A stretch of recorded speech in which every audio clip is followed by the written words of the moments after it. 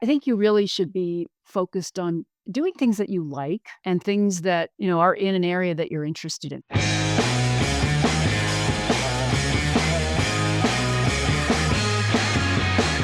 Many view networking as a means to an end, focusing on their immediate career gains. And I think, Susan, you kind of touched on this. How can professionals shift that mindset to view networking as a form of personal development?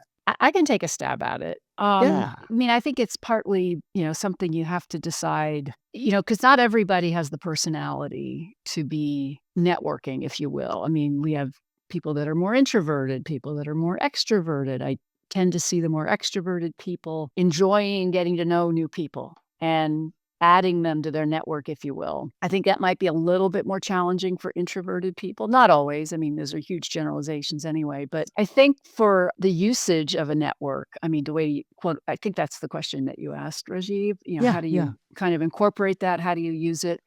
And how do you build it? I think you really should be focused on doing things that you like and things that, are in an area that you're interested in. So for me, one of the reasons I love the Harvard network is because I like business. I like commercial discussions. I like learning about industries. I like learning about new technologies. So for me, networking is about meeting people who are in the middle of those things and at any level too. I mean, they don't have to be an expert for me to be interested in getting to know them. They can just be, I met somebody at an event the other night and she started her career in the virtual reality space. And obviously that kind of went its own way and probably you'll find a new life in a different form. But it was kind of really interesting to me, Mm. that's how she started her career.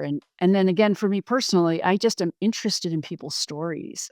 I find that interesting. For me, it's just really genuine. And I tend to really like building relationships with people, getting to know them better. It's pretty natural for me to do what I do on the network side. It turns out it's been really good professionally for me because of the sector that I've focused on. It really helps. I was on a call today and we're doing a reference on a candidate. And, I know the head of HR at the company from before. And, that wasn't the thing that anybody thought might be a possibility. So just it shows up in ways that can be incredibly helpful, but I'm also the kind of person that loves to get things done. I think that's the maven part of me where the networking is almost a means to the end to getting things done. I happen to like it, but Yeah.